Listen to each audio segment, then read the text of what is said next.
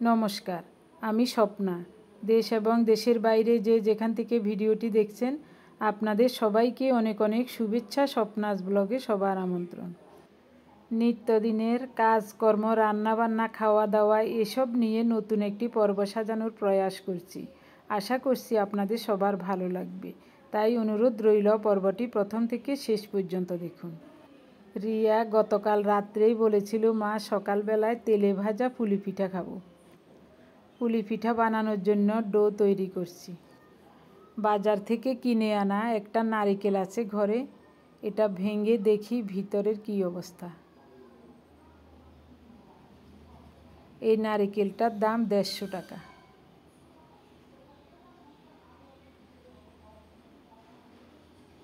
ভালো আছে, খারাপ না। নারিকেল সাইজে ছোট, তবে ভিতরে গাঢ় আছে নারিকেল। নারিকেল কুড়িয়ে গুড় নারিকেল মেখে সন্দেশ তৈরি করব। তো রাত্রে আমি চাউল ভিজিয়ে দিয়েছি 1.5 পটের মতো। তো চাউলটা ব্লেন্ডার করে লবণ দিয়ে ডো বানিয়ে নিয়েছি। অল্প কিছু নারিকেল রেখে দিয়েছি, আরটা গুড় দিয়ে মেখে সন্দেশের মতো একটু পাকিয়ে নিচ্ছি। বেশি পাকাবো না। এদিকে সুন্দর মতো ডো হয়ে গেছে। তো তেলে ভাজা পিঠা বেশি বানাবো না, কয়েকটা বানাবো, আরগুলো রুটি বানাবো। চাউলের রুটি সন্দেশ দিয়ে খেতে খুবই ভালো লাগবে।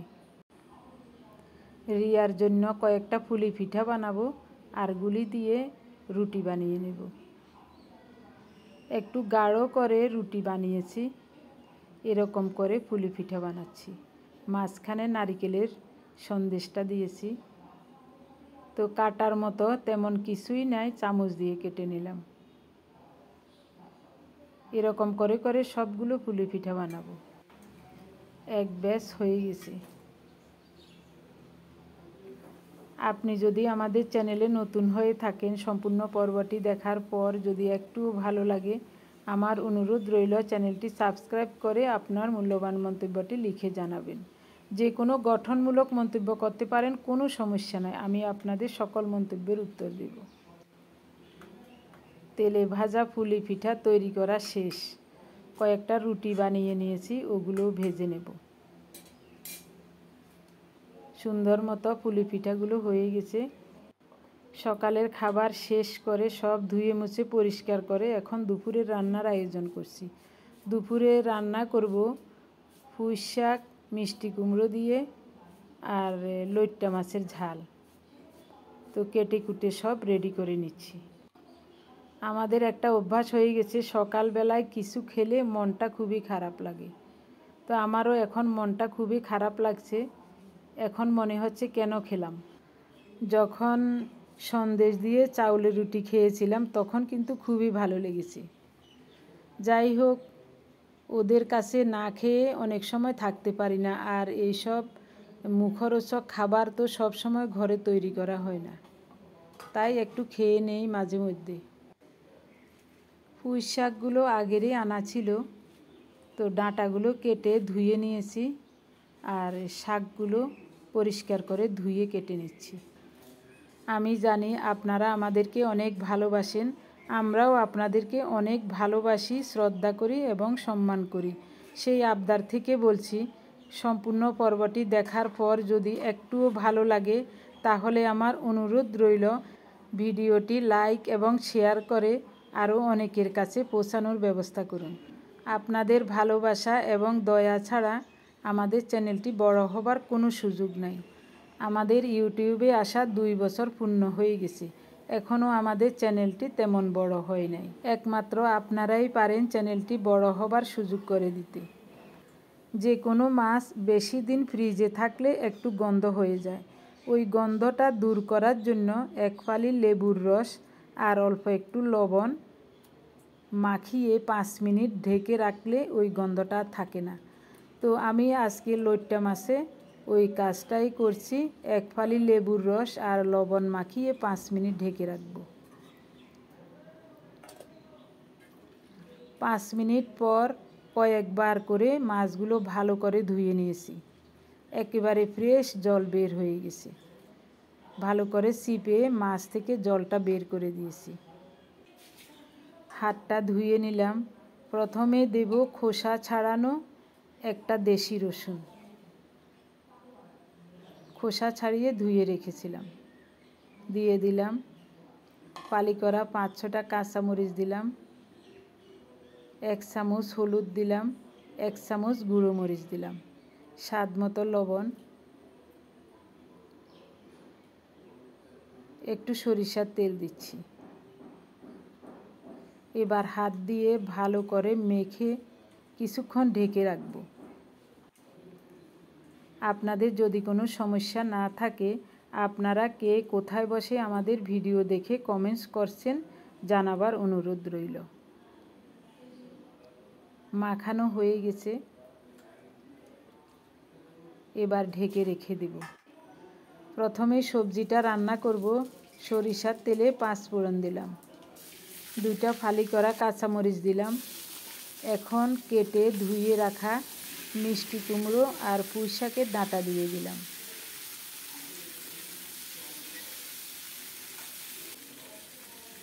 স্বাদ মতো লবণ, 1 চামচ হলুদ দিলাম। ভালোভাবে নেড়ে চেড়ে ঢেকে কিছুক্ষণ কষিয়ে নেব।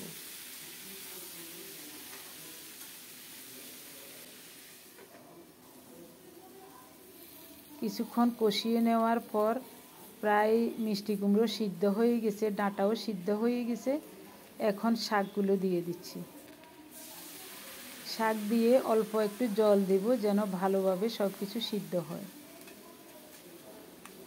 নেড়ে চেড়ে সামান্য মিশিয়ে ঢেকে রান্না করব। 4-5 মিনিট ঢেকে রান্না করার পর 5-6টা ফালি করা কাঁচামরিচ দিয়ে দিলাম। এবার ভালোভাবে নেড়ে চেড়ে সব মিশিয়ে দেব। প্রায় সিদ্ধ হয়ে গেছে, এখন শুধু জলটা শুকিয়ে নেব।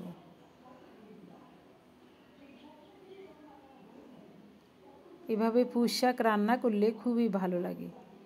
আজ ঘরে আলু ছিল না, না হলে একটা আলু দিলে আরও ভালো লাগতো। ঘরে যা আছে তাই দিয়ে রান্না করছি, কারণ এখন সাথে সাথে বাজারে গিয়ে এটা সেটা আনার মতো কেউ নেই। মিষ্টি কুমড়ো দিয়ে পুঁই শাকের তরকারিটা নামালাম। সরিষার তেলে 1 মুঠো কুচানো পেঁয়াজ দিলাম। লইট্টা মাছ বসাবো। নেড়ে চেড়ে পেঁয়াজটাকে একটু বাদামি করে ভেজে নেব। পেঁয়াজটা সুন্দর মতো ভাজা হয়ে গেছে, এখন মাখিয়ে রাখা লইট্টা মাছ দিয়ে দিলাম।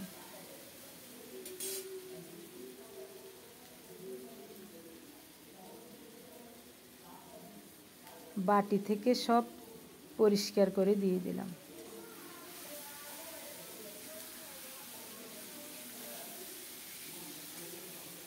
এবার খুন্তি দিয়ে একটু নেড়ে ছেড়ে দেব, আর নাড়াচাড়া করব না, কারণ লইট্টা মাছ এমনিতেই নরম মাছ।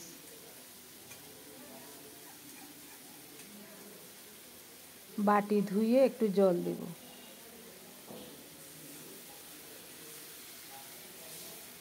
বাস, এবার ঢেকে রান্না করব 6-7 মিনিট অল্প তাপে। খুব সুন্দর মতো লইট্টা মাছের তরকারিটা হয়ে গেছে, চুলাটা অফ করে দিলাম। সব রান্নাবান্না শেষ, রিয়ার খাওয়া হয়ে গেছে, সব গুছিয়ে নিয়ে স্নান করে এখন আমি খেতে বসলাম। খেয়ে বলছি তরকারিগুলো কেমন হয়েছে।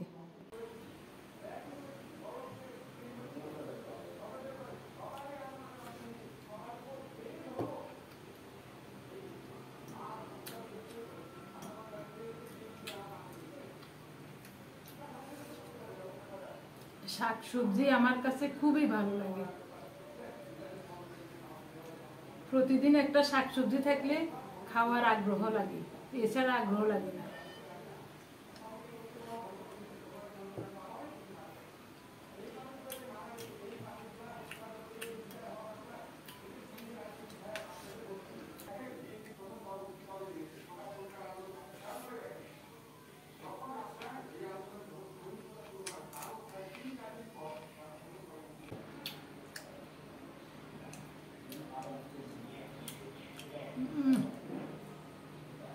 লইট্টা মাছটা আজকে খুবই দারুণ হয়েছে।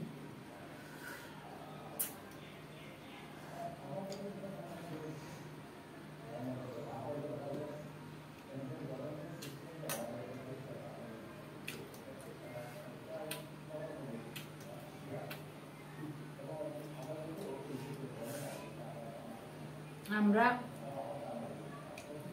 শরীরকে ফ্যাট বার্নিং শিখিয়েছি, 3 মাস ভাত খাই নাই। তো এই কারণে এখন আমাদের খাদ্য গ্রহণের 12 ঘন্টা পর থেকে ফ্যাট বার্নিং শুরু হয়।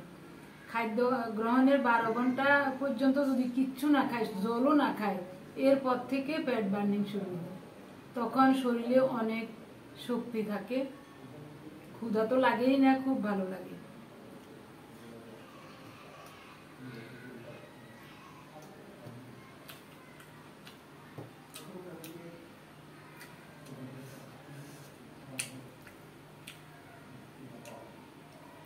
লইট্টা মাছটা কি যে দারুণ লাগছে গো।